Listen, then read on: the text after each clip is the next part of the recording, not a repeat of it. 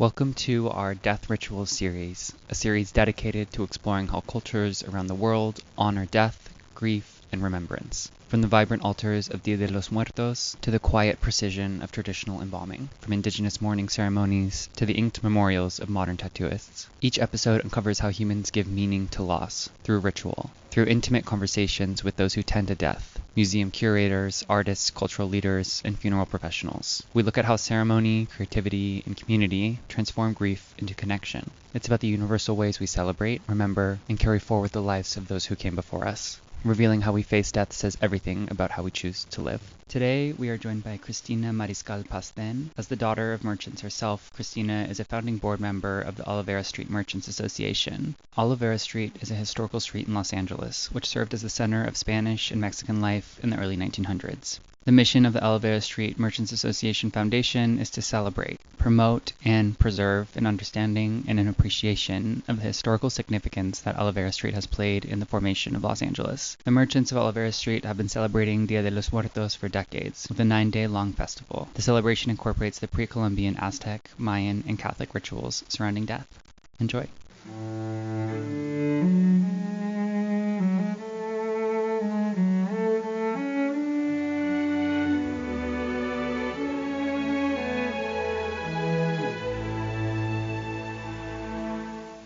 Christina Mariscal Pasten, thank you so much for joining me today. I'm so excited to speak with you about Dios de los Muertos and the Olvera Street Merchant Association Foundation, which I know you speak of as OSMAF, is that correct? Yes. So I'm so thrilled to have you here and to dive into this fascinating and culturally significant ritual.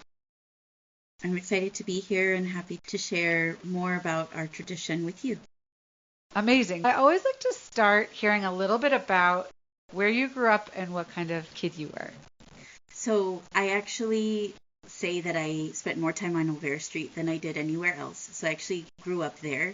There's where my family shop is located, there's a fountain next to it. And there was a running joke that I was actually born in the fountain and my mom just came to work the next day. I've been there since birth. And so I'm an only child, so I'm very much your type A checklist kind of kid. But I was also very outgoing, and that's in huge part to my upbringing there on Olvera Street, just constantly being around people from all walks of life, not just locals. We would have tourists from all over the world, and it was just such a cool place, I think, to grow up. I think when I was into my teenage years, I was probably like, ugh, why do I have to be here all the time? But as an adult, I so appreciate that my parents got to bring me to work with them every day and that I got to be exposed to so much, not just in terms of the people, but politically, historically, culturally. And that's something that I carry with me to this day and try to impart in a way to my own kids. So why don't you tell listeners a little bit about Olvera Street, because many of them may not be familiar. Sure. Olvera Street, as it's known today as an outdoor Mexican marketplace, was founded in 1930. And I'll get to that in a bit. But before that, it was really just the heart of the pueblo. So when the city of Los Angeles was formally established with the church, because as we know with a lot of the colonization, the church was the centerpiece. And so across the church was the plaza, and that plaza still exists today. And so that was really the heartbeat of the city. That's where people would come for baptisms and for other events at the church, but then come for entertainment there in the plaza. And then in the late 20s, there was a woman named Christine Sterling, a white woman from San Francisco who had moved to Los Angeles and was in love with the Mexico or the Spanish style that she would see in movies and thought, let's bring that to life here. And so Olvera Street from its inception was meant to be a tourist attraction. And what she did was repave the oldest street there, which had the oldest home, which was the Avila Adobe, which the governor of California once lived in, the mayor, and there were just some old dilapidated buildings that she helped to restore. In those days, she could call on the folks in charge, and she got men from the city jail to come and lay the brick. And so if like you think about that context in today, like that would be something unheard of. And so they laid the red brick that is still there today and is very iconic of Olvera Street. And in 1930, Olvera Street opened. And basically, she had put a call out to local artisans in the community or local vendors of Mexican descent who wanted to come and set up shop and sell their wares. My great-great-grandfather was one of them. And so we were one of the very first families there on Olvera Street when the doors opened in 1930. And we have continued the legacy. My parents still run the shop every day, and they've been running it together since the early 80s, since about 1981, 82. And my sons continue to participate in the traditional events at Olvera Street, and it made us one of the first families with 6 generations active at Olvera Street. What an amazing legacy. What is the shop that your grandparents opened, and is it the same sort of wares today, or has it changed over time? So when they first opened, they did a lot with straw hats and with some pottery. And what was interesting, I learned this later on in life, is that 1930, we're talking the Great Depression.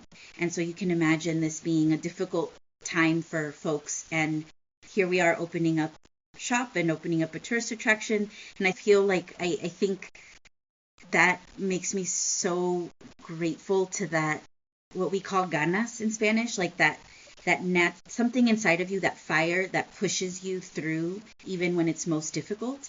And so to think that we were in a Great Depression and here are these Mexican and Mexican American folks setting up shop. And my great-great-grandfather was one of the merchants who would actually drive to Tijuana on a regular basis and bring merchandise back for other merchants. And so also thinking about the danger of being on the road with a car full of stuff. So what started out somewhat simple has evolved over time. We are known as a souvenir shop. So a lot of the things are like little knickknacks you could pick up in Mexico. But we also have stuff that's for California or Los Angeles because we get tourists from all over the place and they want to pick things up. I think over the last 20 years in particular, my parents have put a lot of time and focus into local artists that are from LA, and they sell a lot of original work that's some religious and a lot of Day of the Dead artwork in particular. Okay, and we'll get into that. So tell us about the Olvera Street Merchant Association Foundation. When did that begin, and what is its primary charter? Sure. So the foundation was actually established in 2005, and it was done so because we were celebrating an anniversary year from Olvera Street's establishment in 1930, and we wanted to do more events where we could fundraise in order to keep these traditions going. And so at the time we were receiving funding from one of the city's like arts commissions, but we wanted to do more and be able to raise awareness that it's not just the cultural events, but we really see the merchants themselves as historical tenants, if you will, and keepers of traditions and of information, and wanted to make sure that we were able to continue passing that down to new generations and to the public at large. And so the foundation was created to be our nonprofit arm, and that's how we continue to do fundraising through our traditional events. So are all of the merchants on Olvera Street, do they all have historical ties to the association, or how is that sort of moderated as time goes on? Yeah, so the foundation itself has a governing board, and I'm part of that. I was one of the founding members, but the benefits of it go to Olvera Street as a whole. In addition to that, the merchants meet somewhat regularly with the commission. So we're governed by El Pueblo Monument, and they are operated as a city entity. So the city of Los Angeles is essentially the landlord for the merchants, And so there's a lot of information that goes back and forth that way. And so the merchants will meet regularly with the commission that's been assigned to oversee El Pueblo as a monument, and then the park management as well. And so really for the foundation, it's always been about the greater good, about sharing the information with others, but then also to bring that back to Olvera Street, right? So if our events are well attended, then people are shopping. Right? If our events are getting recognized on social media, people are coming and they're shopping. So that's the whole point, is that they're coming down, they're patronizing the businesses there and the restaurants there, and they're getting a little piece of history, even if it is somewhat commercialized, because that's what it was intended to be. And I think some people forget that Olvera Street was designed to be this stereotypical Mexico of old that you saw in the movies in the 20s and 30s. And it's, in some ways it's changed, and in other ways it's also exactly the same. So let's say a family who has had a shop on Olvera Street for several generations decides not to continue with the shop. Is there a way to preserve the historical legacy for a new shop that comes in? Is that something that the foundation is involved in, or is that really just the city that manages that? So I would say that falls more on the city side, on the El Pueblo side, because they are the caretakers of the physical space and of the site. And the city has traditionally also had a historian on their staff that has collected stories. So there's actually been a few historians in my time being involved with Olvera Street that have done videos or have written books or have taken oral histories. So that exists in some cases. I think that there are other folks who it's also been hard for them after they leave. So unfortunately, during the pandemic, a handful of merchants did step away from their businesses. They just felt like they weren't able to keep going. And I think they're not the only ones. I think that was something we saw across the country, across the world. And I think for some of them, they've had a hard time even coming back to visit, because that was so much part of their family and their legacy, and it would be really tough. And it's also opened the doors to have that conversation with my own parents, who have been operating the shop for so long, and knowing that I have a career that's outside of Olvera Street because that's what they wanted for me, but then also feeling, are you going to take it over, or is it something where we say, my dad right now says he wants to make it to 2030. That's when it's Olvera Street's 100th, and he turns 75, and maybe he'll think about retiring. So we'll see what comes there. But really, I'm leaving it up to him more than to me, because I think this is all he's known. He has literally been there every day since he was 5 years old. He came out of high school and immediately was there at the shop. He worked in the shop when his uncle was managing it and running it. And then when his uncle passed away, he took it over with my mom. So this is something that it is our legacy, and it is a big part of our family and our heart. But also the reality of, you said, when I was a kid growing up, it wasn't an if you go to college, it was when you go to college, right? I knew nothing else. And my parents, my mom has an AA, and my dad did not go to college at all. And so for these self-employed folks to just have the foresight to be like, my kid's going, my kid's doing, I carry that with me, and that's what motivates me every day. But also, I love my job, I love my career, and would have a really hard time leaving that behind to run the shop, but would find a way to work it out. My husband and I have talked out several scenarios of how we could make it work. But again, we feel like it's not our decision solely. It really is what my dad wants and how he wants to continue. Yeah. What's so interesting to me is that your legacy is both tied specifically to Olvera Street and the shop, and also your legacy is tied to your pursuit of other endeavors that your parents really wanted for you. And that's just as much your legacy. Yeah. And I think that's going to be interesting in the decade to come for Olvera Street as a whole. I agree.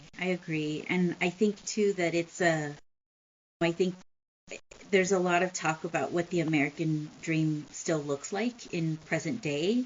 And I think that they are living it. They are working. They have provided for me to be able to go to school and to have the freedom and the flexibility that I do now. And I see it in my boys who are already surpassing me in technology, in just like how clever they are, and thinking about what are they going to be like in 10 years, in 20 years, and what do they want. And I think Olvera Street will always be a part of our family in some way. I just don't know what it's going to look like over the next 10 years. So you said that you grew up on Olvera Street. I did. What has that experience been like for your children? So I think because I was there so much, I wanted to create a buffer for them.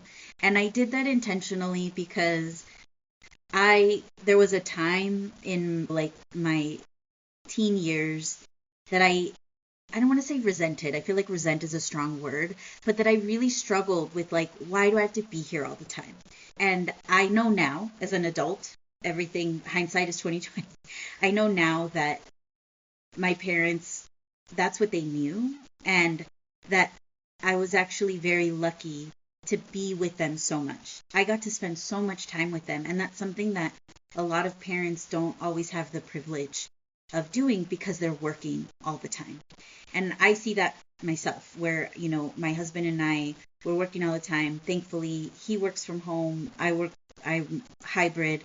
So we have a little bit more flexibility and have that time with our kids. But I'll give you an example. On the weekends, all I ever wanted was to like sleep in, have pancakes for breakfast, and just hang out. And I only got to do that when I stayed with my grandma, because my parents, we had to get up and go. And that was it, and that was the norm.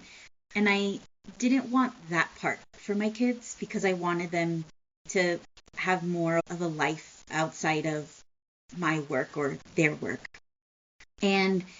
But what I will say is that since they were babies, they've been participating in all of the cultural events.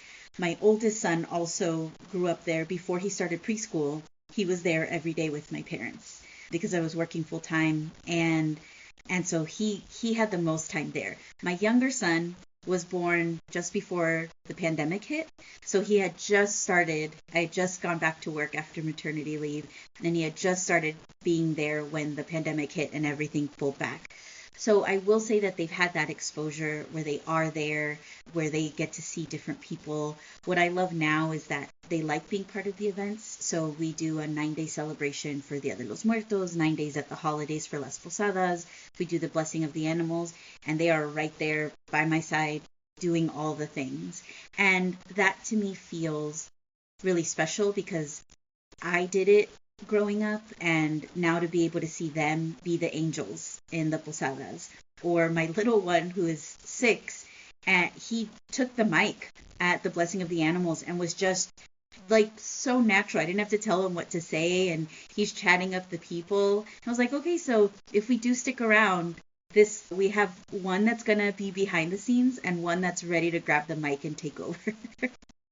It's so fascinating. I have 2 boys as well, and same gene pool, and they have such different personalities, and They gravitate towards different things, which is what's beautiful. But that's wonderful. The generations pass, times change, and there is still this pull through time connecting you and your family to Olvera Street, and I'm quite sure you're not alone in that. And that is really a beautiful, special thing in today's world where I feel like so often we feel like nothing stays the same. So that's really beautiful. So my understanding is that Dia de los Muertos has been celebrated for nearly 40 years on Olvera Street. Is that true? Yes, I think the version we have now has been in the last 20 years. Okay. So tell us, for listeners who don't know about Dia de los Muertos, and then tell us about, let's say, the celebration you've had over the last 20 years. Sure.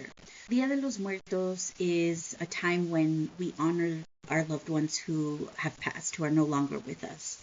And it's really, if you think about what it looks like in Mexico and Latin America today, it's a fusion of Catholic rituals and indigenous rituals. So in the indigenous communities, there was always a way to honor the dead, and they would do it through ofrendas or altars, where in their home they would prepare a beautiful display with a photo of a loved one. Before photos existed, it was their favorite food, it was their favorite drink, it was something that represented that person. And the idea behind it is that the spirits come and see your ofrenda, and they take what you've prepared for them and they take that back into the afterworld, whatever that looks like.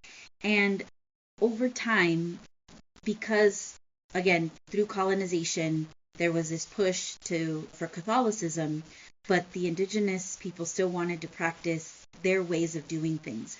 And so in the Catholic tradition, you now have All Souls and All Saints Day, which is celebrated November 1st and 2nd, and that has become tight aligned with Dia de los Muertos with the indigenous practices as well. So at Olvera Street, what we have done over the last roughly 20 years is we mix all of those things. So we have a nightly procession, and we do a 9-day celebration. We start every year on October 25th, and it runs through November 2nd, which is the final day. And we are led by a group called Tatalejos. This is a group of individuals who have traveled multiple times in a year to indigenous communities in Mexico to learn their traditions. And it's through that process that they receive lessons, prayers, parts of different indigenous communities that they are then able to bring back and share with the people here in Los Angeles. So there's different, I would say prayers, but almost like poems that they share. There's different practices that they bring. And so they're the group that leads us in our procession. And then they do our ceremony every night. And in the procession, they are followed by the family. So each night of the procession, we honor a different merchant family or a community member that has passed. And then in the ceremony, they get to share a few words about that loved one or loved ones that they're honoring. So it's the family, and then it's the Aztec dancers with the full feathers and all their regalia, and they are the ones that are anchoring us to those indigenous traditions. They have the drum. They are the ones bringing us together. After the Aztec dancers, we have the banda. The banda is something that's more modern. So in many towns in Mexico, particularly small towns, you have these bands with the trumpet and the saxophone and the large bass drum and the tuba. And they perform for weddings, funerals, for everything. But when someone passes, the banda actually parades through the small town. And it's not meant to be something sad, but it's really remembering and honoring and celebrating the life that they had. And so we have the banda, and then coming up at the back are our what we call our muertitos. And so these are folks who are dressed up in folklorico dresses and other costumes, but full skeleton masks. Because at the end of the day, underneath, we're all bone, right? This is a way of poking fun at that and being playful. And so you see these skeletons in brightly colored costumes, and that's what makes the procession. And then when we have the ceremony, the Aztec dancers perform. We do a community dance where people from the public are invited to join. And then the part that always I find most beautiful is we make a circle on the ground of marigolds, which is the cempasúchil flower, which is representative of this time. And the reason the cempasúchil is so important is because its color and its smell, its odor, its aroma is what guides the spirits back. So people, especially in Mexico, will make trails of the cempasúchil from the cemetery to the home so that the spirits can find their way to the ofrenda that is waiting for them. And so we make that circle of the marigolds on the ground, again, rooting us. There's a lot of reference to the elements. So we sweep away the dirt with water, right? So there's always water, fire, earth, and wind. And we place the photo of the person we're honoring in the center of that circle with a representative of their family. And that's the person who gets to speak. And so it's just one thing that I always say, because I'm also the MC for that, is that death touches all of us. Like no one is exempt from experiencing loss or from dying, because it will happen to all of us.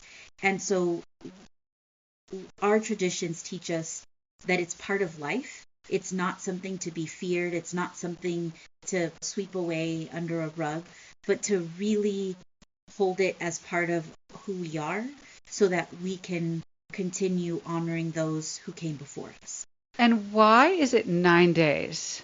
I feel like that's an Olvera Street thing, but okay. I think I will be honest with you. The 9 days originates from the novena. So in Catholic tradition, when you pray when someone passes, or when you're praying for something that's really important, you do a novena 9. So it's for 9 days, and you pray the rosary for 9 days. And so I'm 92% sure that the older generations at Olvera Street were like, 9 days, it's the novena, it makes sense. But it's also, if you think about, because we also do 9 days for Christmas at Las Posadas, and I think of it as like the 12 days of Christmas, right? That's the lead up to it. And so I think for us it's the same thing. It's the lead up to it, because there's so much that can be shared and so much that can be done. And it also gives folks that might be coming from far distances to participate if they can't be there on the main days of November 1st and 2nd. Okay. Is this in the evening? Is there a specific time every day that it begins and ends? Yes. So we build community altars, ofrendas, in the plaza area. It's really beautiful. And basically, if you think of the plaza, there's a gazebo in the middle, and then it's surrounded by these giant planters on the outside. And so that inside space, we put all of the community altars. So you're walking around, and it's just different altars that community members have made. Those are on display 24/7 during our festival. And then the procession is every night at 7 p.m. We start the same time every day. We have the ceremony. And so it looks somewhat the same every day in terms of the procession, but the ceremony is always a little bit different, because it depends on who we're honoring and what the focus is of that particular evening. So in addition to the community member, it might be we're honoring those who died, anybody who died in a war. We might be honoring those who died far from their home. We did a special night for victims of wildfires, particularly this year because of the Eaton Canyon and the Palisades fires, right? So it's like we are always looking to also think about what's going on around us and acknowledging and honoring those folks as well. And is this something that you also do at home?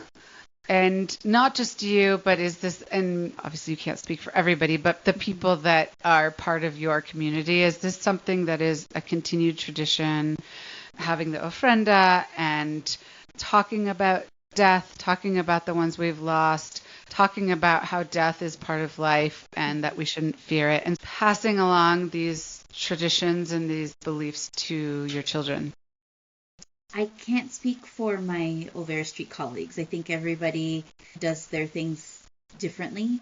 In our home, it's something that we do talk about and we do practice. And actually, this year was particularly special. My oldest son, who's in 5th grade, did a whole unit on Dia de los Muertos, and he made his own shoebox ofrenda.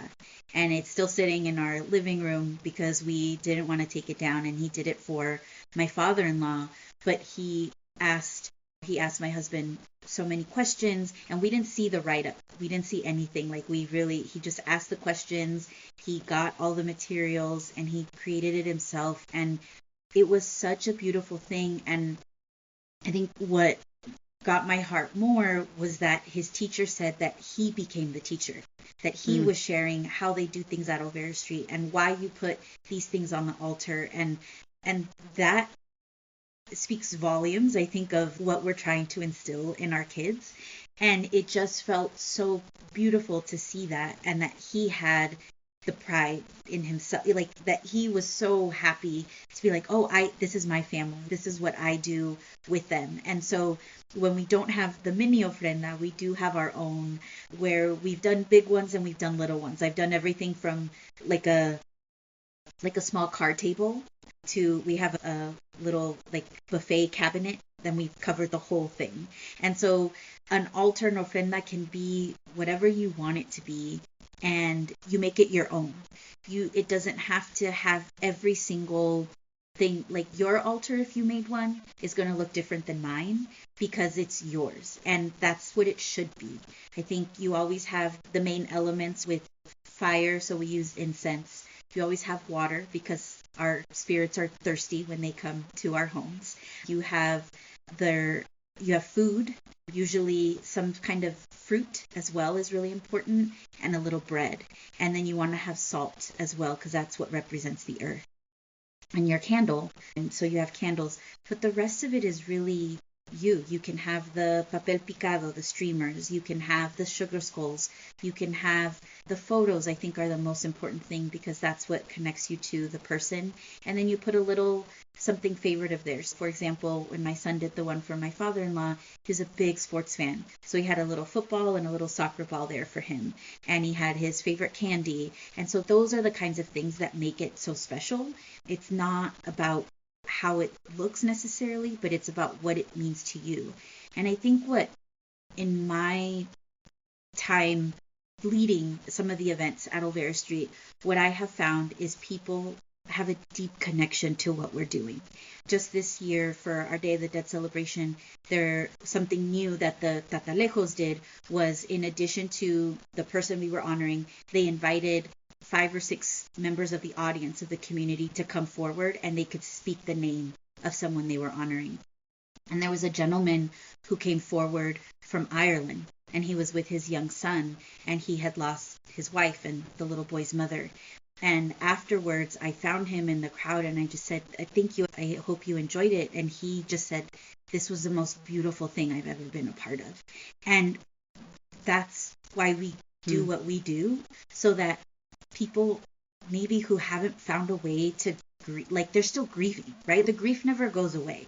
Like I say that I lost my grandmother in 2008, and I will have random moments where she is just in my head and I'm bawling, right? And grief never leaves us. It just manifests itself in different ways. And so if this can help somebody have a little bit of closure or relief, or feel like they know that person's out there, or that spirit is watching over them, or that spirit knows that their memory is not lost, then that's for me what makes it so personal and so fulfilling to keep doing these traditions the way that we do. So what's interesting is that you're perpetuating this long-standing tradition for your people and inviting anyone into it to not only experience the culture tradition, but also hopefully some healing and peace. And so I lost my father 11 years ago to cancer, and I completely agree with you that grief never goes away. I think it changes and it comes and goes and it shifts, but nobody should expect it to go away. But I feel like the reason that I do an annual series having something to do with death and dying is that we don't talk about it enough, generally speaking. And that in this not talking about it, we make it harder. We feel more isolated. We're less in touch with the people that we've lost and ourselves.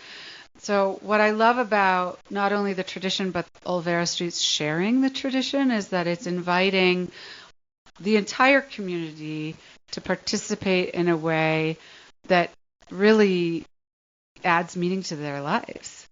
Yeah, and that's one of the things I say from the mic when I'm emceeing is that regardless of race, religion, creed, gender, in that moment, we're one community because we are there to remember those who we loved so much and who we cared for so much. And I think that for some folks who maybe grew up more traditional, because there's also some folks from Mexico or even Mexican American where Day of the Dead was seen as that's other, right? We don't do that because we're Catholic or we're Christian or we're whatever. And I think what's beautiful is that when we start sharing with the community, they find that there are traditions in their own cultures. I'm talking about those who are not of Mexican or Latin American descent. They find traditions from their own cultures. They're like, oh, we do something similar, or we talk about it this way. And so I love that part of it, that we're far more similar than we are different. And I wish more people would just take a step back and understand that. And I think it would, and so opportunities like this really, I do feel, connect people to themselves. Maybe they learn something a little bit about themselves, but also about our culture and our traditions. Yeah, I couldn't agree with you more. We are far more similar than we are different. At the end of the day, we're all human. Yes. Sometimes we seem to forget that. So you talked earlier, and I know that it's very important, that Dia de los Muertos is not a sad occasion. Mm-hmm. It's celebrating those that we've lost. Yes. I want to hear a little bit about grieving, and where is the place for the sadness if it's not in this tradition? Because when somebody dies, we do all have sadness and Absolutely. grief, and it's hard.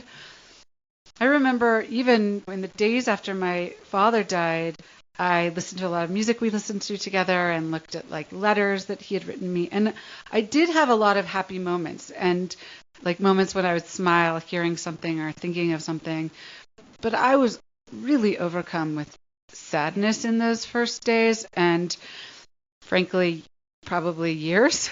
So I'm interested in understanding, like, where is the place for that heaviness? It's not here in this celebration, but where does it live? I think it is partly here in this celebration, and I say that because one of the components of the ceremony that we do every night during our celebration is the person that is standing in the middle of that marigold circle. The community is invited to come and offer an embrace. And that is representative of traditions in many parts of Mexico and Latin America. When someone passes, the doors of the home are left open for 3 days and 3 nights so that the community may come and pay their respects, share food, share a story. And so I think that the grief is there. I think that even in the celebration, the sadness is there. Because in the same way that you are remembering the life that they lived, that's also a celebration. Doesn't necessarily mean that you're smiling. It could still be that you're holding that sadness and that grief. And I think for me, the same for the few years after my grandma passed away, I had a really hard time during this time of year because I missed her so much. And it took me a while to even make the ofrenda for her, because then it would be real that she was gone. And so I think the sadness is there. It's just a matter of how you process it and what you do with it. And for me personally, I found that I was very angry and I couldn't figure out why. And it all stemmed from her passing. And so I went to therapy because that's what worked for me. And I think that everybody has to find what that piece is for them of how they can come out of that sadness. But in the same way that they think the grief never leaves, I don't think the sadness really does either. It's just of how you process it and how you maybe channel it into something like a celebration like the one that we do at Olvera Street. What are some misconceptions about Dia de los Muertos? Do you find these harmful to the cultural tradition, whether at Olvera Street and how it's celebrated there or just writ large? Sure. So I think the one thing that I heard the most growing up, which is like still fascinating to me, is that especially like people would walk into my parents' shop and see the Day of the Dead artwork and they'd be like, oh, this is a devil thing. This is of the devil. And without even asking, without even pausing, and I always just found it really comical that if they had turned their head to the other side of the shop, they would see all of the religious statues and the rosaries and all the other things. So this is definitely not of the devil. Like, we wouldn't be selling both. And I think for me, that's maybe the biggest misconception, is that it's like dark or scary, because it is the opposite of that. It is meant to be light, and it is meant to be this outlook, like, of thinking about that person's life and all the things that you thought about them, that you remember of them. It's the same thing like when you give a eulogy, right? You're not going to sit there and go, this person was terrible. No, you're going to sit there and talk about the great things or the impact that they had. And for me, that's what Dia de los Muertos is too, is just remembering those parts of our loved ones. And so what I want people to take away from it is that it's okay to not know how to process those feelings. It's okay to have grief. It's okay to have sadness. But it's also okay to just know, man, it was really cool when they were part of my life, because they did X, or they always made me laugh, or they made the best meal, whatever it is. And I think just reminding people that just because it's a skeleton does not make it scary, does not make it bad or negative. And that if you just take a minute to look at what is behind all of it, you might actually find yourself connecting to it. What have you learned from death rituals of other cultures that you incorporate, whether it's the various indigenous cultures, which I think is pre-Columbian, Aztec, Mayan, and then also, of course, you said the Catholic rituals, as well as people visiting, like this Irish man who might have been Catholic, but maybe Protestant, or who knows. Mm-hmm. What have you learned in your work with Olvera Street and Dia de los Muertos about how other cultures' death rituals have impacted how you view and honor death?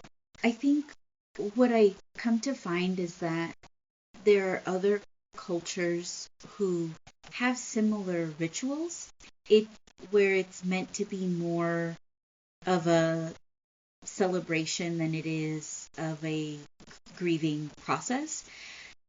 But I think what I have noticed most is that there's no religion tied to our celebration. So even though there's components of maybe the Catholic piece, just because of colonization and that's what is filtered in, it's not a religious ceremony. And I think that's what really gets people engaged or interested, is that this is purely about, I have experienced death, and this is how I process it, right? And this is how I can honor it or celebrate it. And I think that there are other traditions around the world that do similar things, but maybe usually it's tied to religion and not as much culture.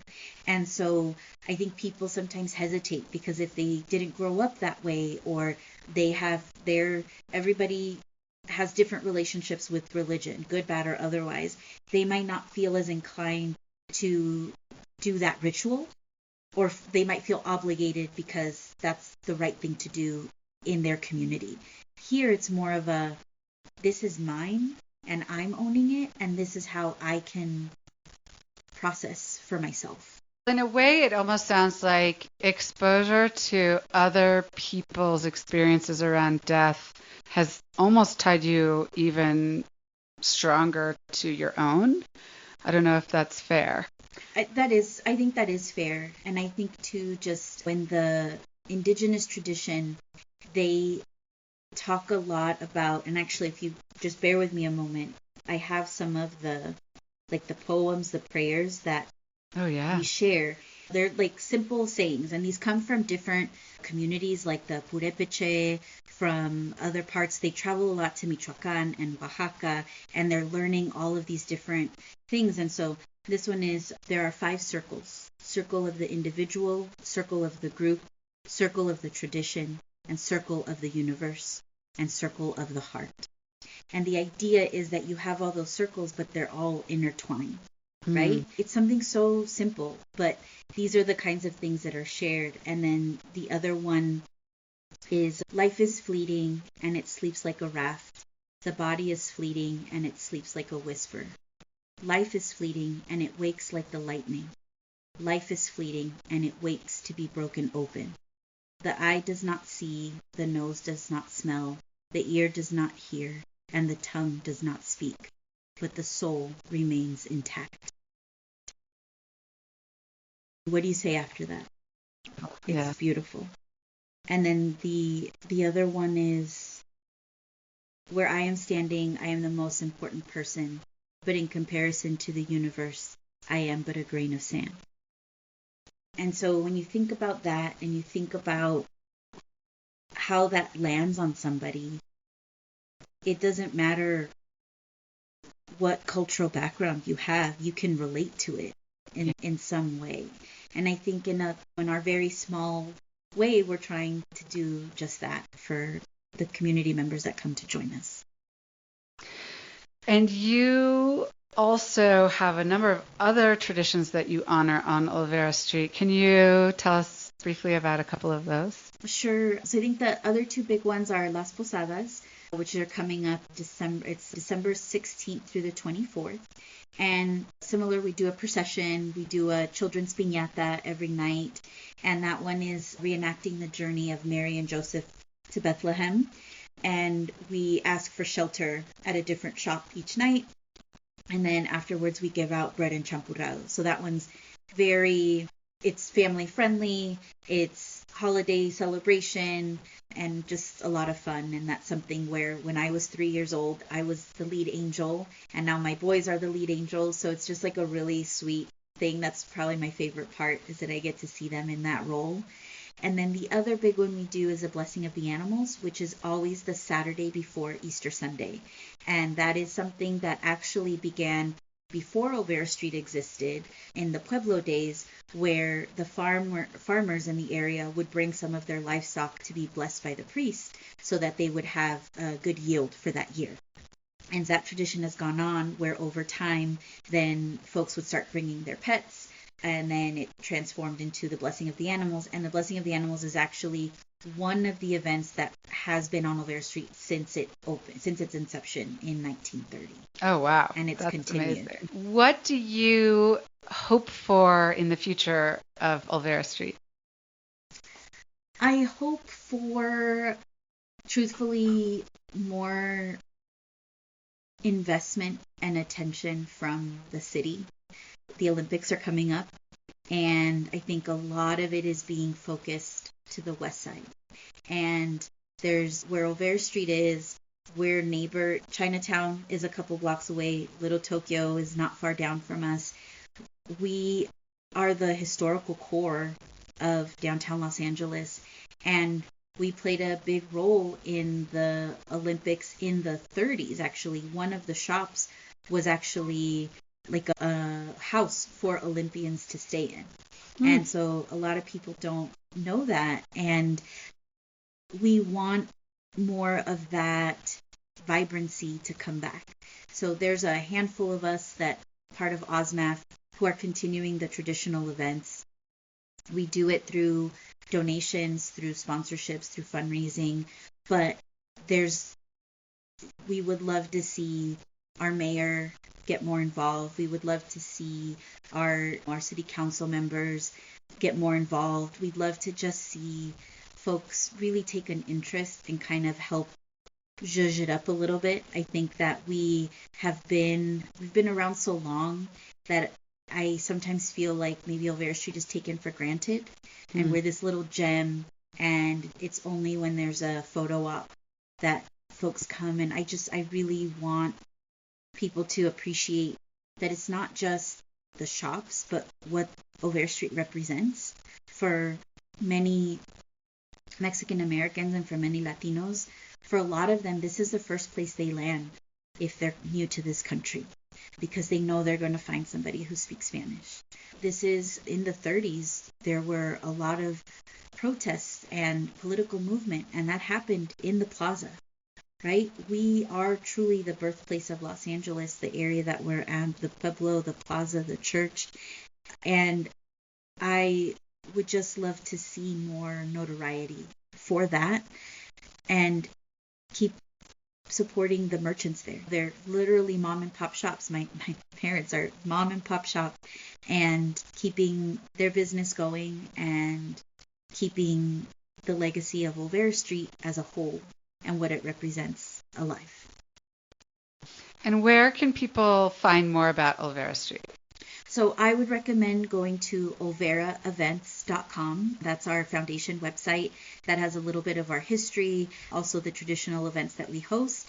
And then I would recommend they follow us on Instagram. It's at Olvera Street Official, and that's where we post all the happenings throughout the year. Okay, amazing. And is there anything you would like listeners to remember about Dia de los Muertos as a death ritual and Olvera Street's honoring of this important tradition to take away? I think I just want to invite them to see for themselves, to experience it, because I think that it's one thing to talk about it, it's one thing to see pictures of it or a video, but when you're there, there's a different feeling. And it's this notion that you may not know the person you're standing next to, but they're living and feeling the same thing you are in that moment. And I think that's something pretty special when there's so much noise around us, where you can just be focused in this moment of remembering somebody who maybe meant so much to you. And so I would just love to invite them to come see and to learn more about not just Olvera Street, but about Dia de los Muertos and how they can celebrate it in their own homes.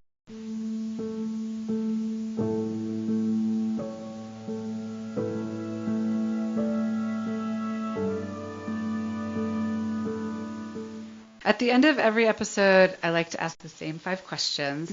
The first one is, as we explore in my brand, Âme Atendre, which is French for to take care of your soul, objects can hold a lot of meaning for us. They can tie us to the past, enable us to enjoy the present, and sometimes even take us into the future. Mm-hmm. Can you share an object from your life, whether you still have it or not, that holds a lot of meaning for you, and tell us why? When my grandmother passed, my mom and her sisters, each of us took a little bit of her jewelry, and I have these cameo earrings that she had, and I'm holding on to them. And I have 2 girl cousins. They don't know this, but I'm making them into necklaces for them when they get married, and one of them just got engaged, so I'm very excited for her, and so that they have a piece of my grandma, because they were so little when she passed. And so that's something that I hold on to. But I think something a little bit like more of a symbol. My husband and I, before we had kids, got to travel quite a bit. And one of the places we went to was Peru. And when we went to Peru, we found this beautiful little ceramic bowl. So the bowl is very symbolic in Peru. And it's hand painted clay, and it's just, there's nothing fancy about it. It was just something we saw and we were like, that's it. And for me, it's in our living room, and it's with some other statues and things that we have found from our travels. And I don't know why that one stands out to me as just being like one of the things I think we first bought together, and that just, I hope, motivates and encourages our boys to travel and to new adventures and to try things, because both of us were homegrown, and the school I went to had travel opportunities, and my parents always said yes. And I'm so grateful for that, because it gave me that exposure. And then as a young adult in college, I studied abroad, and then I got to go to different places, and I hope to instill that in my kids too. And so that was our first out of country trip together, was to Peru. And so to have that little bowl, it means a lot. I love that. My husband is Peruvian, so We've spent a fair amount of time in Peru, and they do have beautiful artisanal objects. Yes. And I love this idea of both the bowl is a sort of a vessel for, frankly, your marriage, your relationship, and also this hope you have for your children to see the world and see the way other people live. I feel the same way about travel, and I spent some time abroad in college and have told my boys that's something that they need to do in college. And it's just important to travel and see the way that other people live, both to see the differences and the similarities. Absolutely. Right? Yes. Yeah. Amazing. Can you share a favorite tradition? I mean, you've shared a lot about Dios de los Muertos, so maybe that's it, but maybe there's another one. Yeah, I think our favorite one is Sunday night dinners. It's something so simple, but when I was a kid, growing up at Olvera Street, parents were always working. When I was about 7 or 8, my parents had saved up enough to buy their first home. Before that, we actually lived in an apartment behind my grandparents' house, so I got to see my grandparents a lot, and I'm very grateful for that. And Sundays, we would go out to a restaurant, and it wasn't anything fancy because self-employed folks, but it was a night out. And that continued into adulthood. I went to college here in Los Angeles, but way on the other side. And so my parents would still come for Sunday dinners before I had a car. And then when I had a car, I would come to them.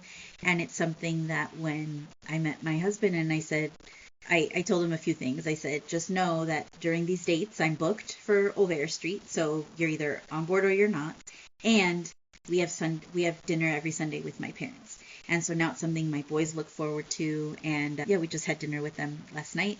So we do Sunday night with my parents every week. And it's just something that warms my heart because the boys look forward to it. And they're like, oh, we're going with abuelos. And usually they get to, now that they're older, they get to pick the restaurant. So I think that's what they like, is that they get to pick something that they want.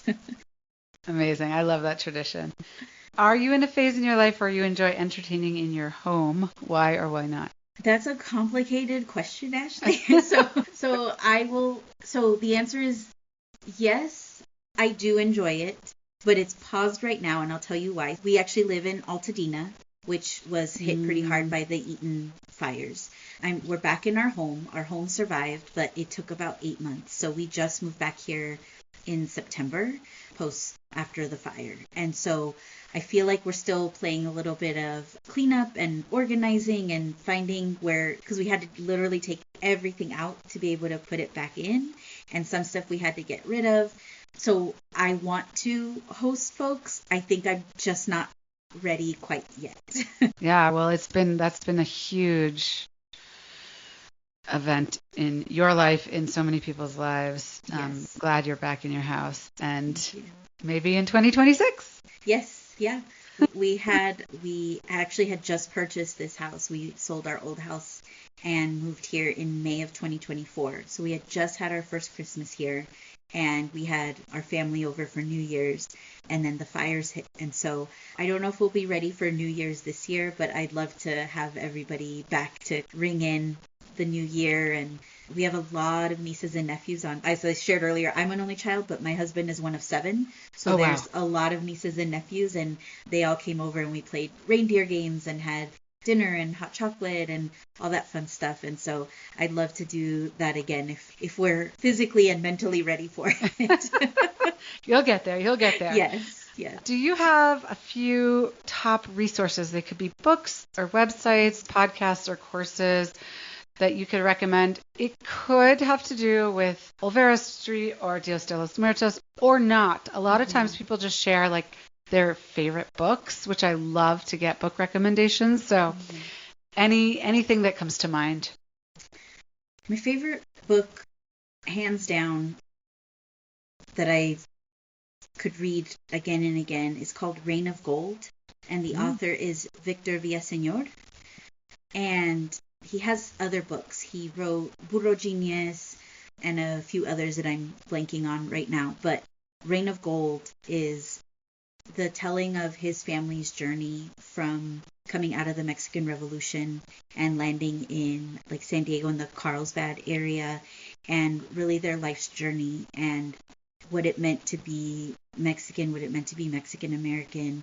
And it talks a lot about how he was raised by his mother and he grew up around his sisters, and so he had more what was considered like female, I don't say energy. I can't remember the exact phrasing. It's been a while since I've reread it, but thinking about how that grounded him and that how that gave him different perspective of how to walk through life, and for his father, I should say, not for him.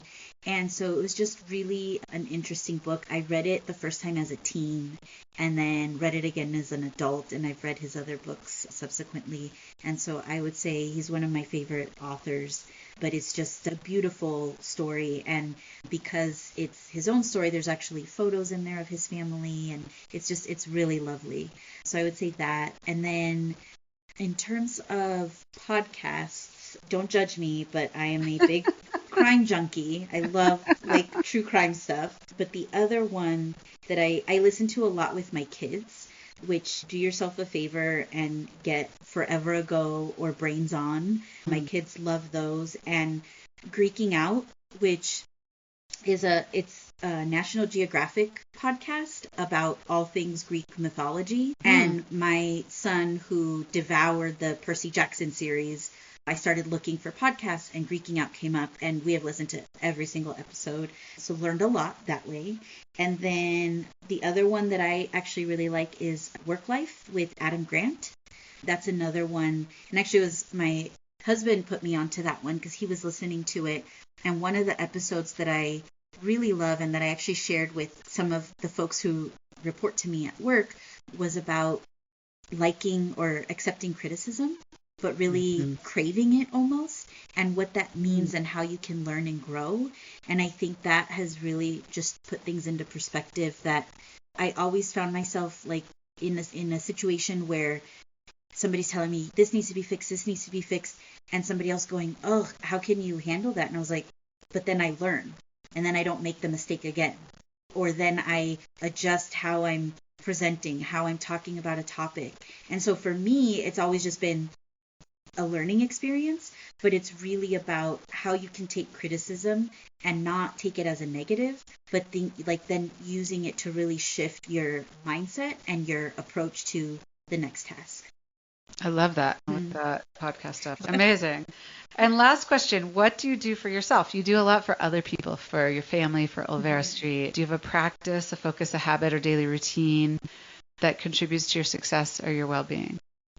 I used to do yoga a lot, and I just haven't kept up with the practice, especially the last year. It's been a little crazy. I think I would say if I have a little nightly ritual is I love to just have a good cup of tea and maybe a little cookie and just wind down. And that's the only time that usually my husband and I get to ourselves. And so we just catch up on the day, talk and check in, and then we might veg out on a good series on Netflix. Amazing. Thank you so much for joining me. It's been such a pleasure talking with you, learning about your family history, about Olvera Street's history, about Dia de los Muertos. I know everybody's going to love it, and it's been just a pleasure. Thank you so much. This has been awesome. On the Table with Ashley is presented by Âme Atendre, an elevated, everyday, luxury home and tableware brand with products designed to cultivate connection. You can learn more about Âme Atendre at